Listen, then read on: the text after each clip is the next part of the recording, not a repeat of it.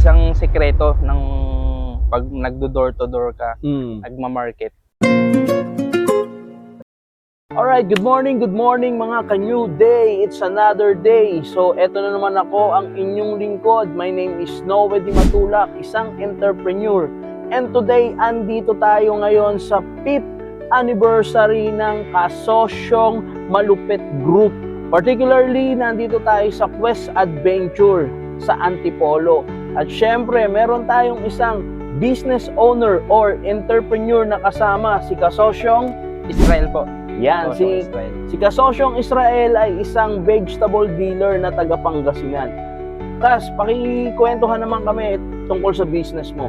So, sa madaling salita po, bali nagsusupply po kami ng mga vegetable sa from B2B rin. Ang mga current supply, current customer po namin is mga business owner din, which is yung mga restaurant. So, namili lang kami ng mga customer namin.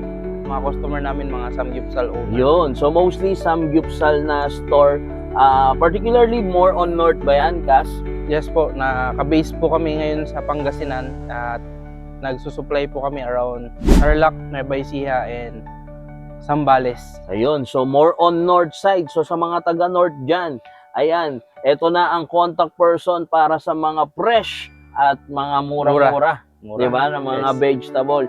So, Kas, tanong ko lang, ito yung pinaka-topic.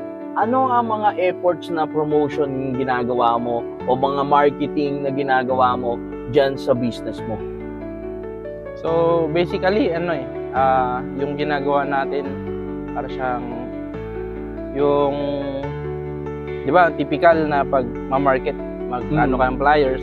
Ako naman, nagdo-door to door ako ng mga business kasi targeted na yung targeted na yung market ko, mga so, business. So, door to door ng mga business, paano to gawin, Kas? O paano mo yung application na ginagawa mo dito? Siyempre, pag magma-market ka ng business mo, ano ba yung ino-offer mo? So, mag-door to door ako, dala-dala ko yung ino-offer ko. Hindi lang siya yung naka-printed na kundi may papakita ko agad mismong product. Yung mismong product na ino-offer ko. Actual product, mismong product, o demo products na tinatawag. At the same time, Kas, sino yung main target person na talagang kinakausap mo dito? Isang sekreto ng pag nagdo-door to door ka, nagma-market. Ang una mo dapat kausapin is yung guard. Guard, okay. Kasi guard yung magtuturo sa'yo kung sino yung nasa guard yung susi kung paano ka makakapunta dun sa dapat mong makausap. Alright. So, guard yung una kong kakausapin. Tapos, siyang magdadala sa akin dun sa pinto na nakatago. At dun na yung dapat mong makausap talaga. Ayun. So, ito wala sa libro to, mga ka-new day, So, ito yung strategy na ginagawa niya. And for how long na pala yung business mo, Kas? Running na siya, magpa 5 years na. Yun, 5 years. And nakikita ko naman na kumusta naman yung takbo? Okay naman po. Bali, sa taon na dumadaan, nag-expand tayo ng location from Pangasinan yung currently na sinusupplyan namin 4 years ago. Ngayon, may mga karatig bayan na kami or probinsya na sinusupplyan. Yes, along the north, Tarlac, Nueva Ecija, yan. So, yun yung ginagawa niyang efforts for the below the line advertising o yung marketing efforts niya for the yung activation, door to door talaga, at kinakausap niya yung guard. How about sa digital naman o yung mga social media marketing efforts na ginagawa mo, Kas? So, post ng mga produkto, ng content, business content, kung ano yung in-offer namin. Tsaka yung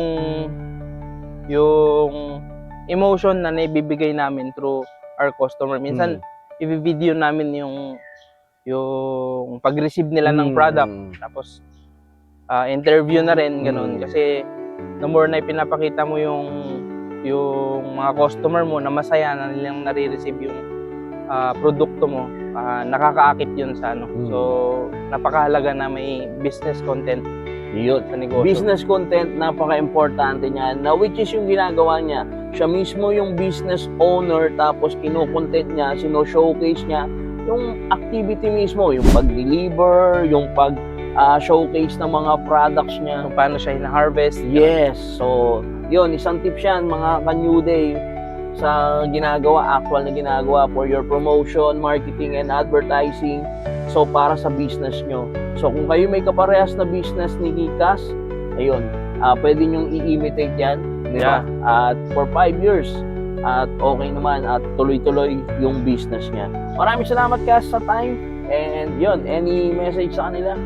So, yun, kung kayo ay business owner, especially restaurant owner, na kung may makakilala kayong samgyupsal owner na namomroblema sa freshness ng gulay, kami po ang sagot sa kanilang mga problema. So, message lang po sa aming Facebook page, SJMR Vegetable Supplier, at agad-agaran po kaming magre-reply po sa inyo. So, Alright. yun lang po. Thank you. Maraming salamat, mga ka-New Day. God bless and bye-bye.